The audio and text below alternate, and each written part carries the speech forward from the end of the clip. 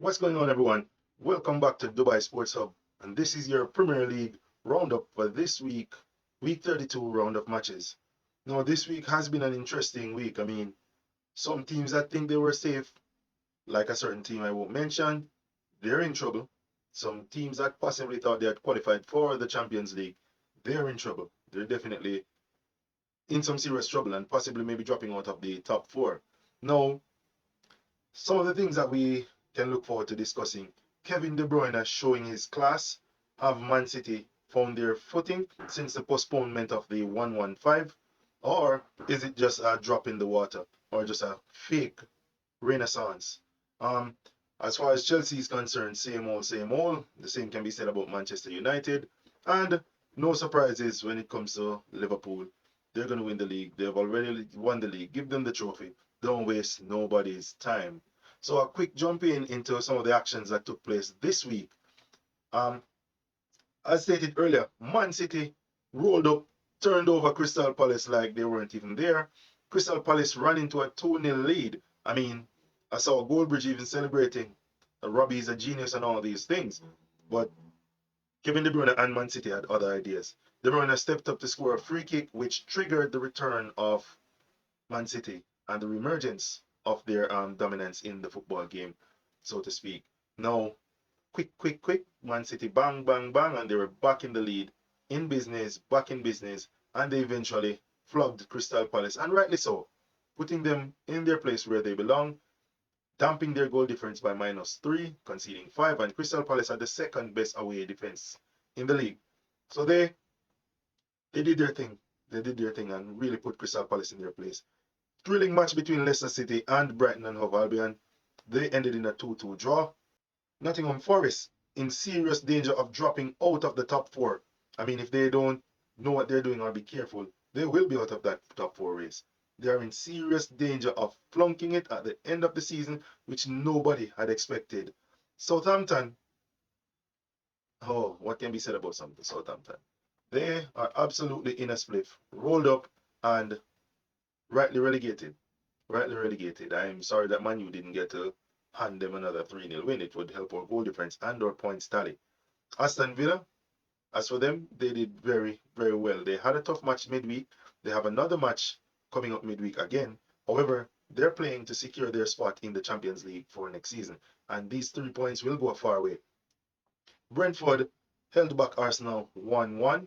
It was a game where Arsenal did their usual domination, but toothless up front, so to speak. I can't believe that this team gave Real Madrid 3-0. However, well done to Brentford.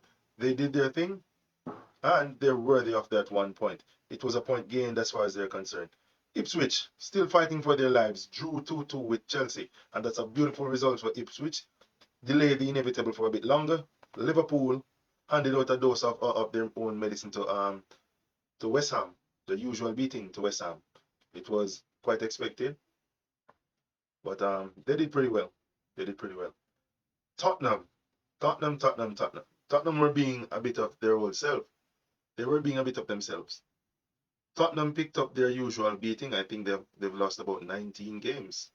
Yes, 19 games. They've lost over half their games. They're behind Manchester United, so at least we have Mud Brothers company as far as Tottenham is concerned. Wolves, on the other hand, are fighting to ensure that they do not go down, and I don't think that they're going to go down. It's Ipswich, Southampton, and Leicester who will be returning to the championship, and those are the three promoted teams. Wolves are doing pretty well, which is another invite for us to go and get Matthias Cunha out of that club, and yeah, send him down next season. But Wolves and Bournemouth this season have been playing pretty good football. So credit to their managers, they did very well. As for the Manchester United match, it was expected. We expected to lose this match, but not in this manner, not in this shape or form. No, I would have possibly expect 2-1 lose or 1-0. However, being down 1-0 from a good goal from Tonali, that was quite unstoppable. The keeper couldn't have done anything about that. Garnacho, Dallo, and Manuel Ugarte combined to give us a good equalizer. Got us on level terms going into the break. However, we conceded as the second half resumed. it was typical Manchester United of this season and the season before, where we switch off at the beginning of the second half and we lose. And from then, it was a matter of how many. Unfortunately, it was just a matter of how many. Newcastle, they kept on pushing, they kept on scoring, and yeah, 4 goals to 1. Newcastle won. Congrats to them. They were the better team. It's the same thing that they did to Liverpool earlier in the cup finals. And Newcastle are trying to get into the top four. Now, this places even more importance on Manchester United winning that Europa League. We could do to Newcastle and somebody else what we did to Newcastle last season. Remember, after winning that FA Cup, we knocked Newcastle down to the Conference League, out of the Europa League. So this is something for us to bear in mind and something to be optimistic about as Manchester United fans. It's not ideal where we are. It is not satisfactory where we are. We're not accepting where we are. However, getting an extra 100 million in the bank for qualifying for the Champions League should help us in acquiring the players that we need to push on and perform in the Champions League. There's no way we'll be winning it. But to save this season from any form of embarrassment, and it's already an embarrassing season, we need to win that Europa League. There was a lot of chatter from Leon players as well, and we really need to return the favor. Return the favor for them. All right. Now, a quick look at the Premier League table. Liverpool running away with it, not even looking at them. And can we find Manchester United? Yes, we can. They're all the way down there in 14th place. So we've dropped down 1 place. Everton, after beating Forest, they've leapfrogged us. They have a better goal difference. They're now in 13th. Crystal Palace, despite losing, are still up there. Brentford, Bournemouth. However, the top four race is getting better. Newcastle are now a point behind Nottingham Forest. And as I had warned Forest, they need to be careful, otherwise they're out of this top four race. Man City will possibly finish fourth or third. Forest needs to ensure that they win their remaining fixtures and qualify for the Champions League. And it would be very good to have a team like them. It will remind us of 2016 when Leicester was in that Champions League. It's good for the English League. I really wouldn't care much about Chelsea. Yes, they can play the Conference League again, but they will be in Europe next season because they will be winning that Conference League. So they will be in the Europa League. However, Chelsea has their own ambitions of qualifying for the Champions League as well. So they'll be trying to get into that Champions League.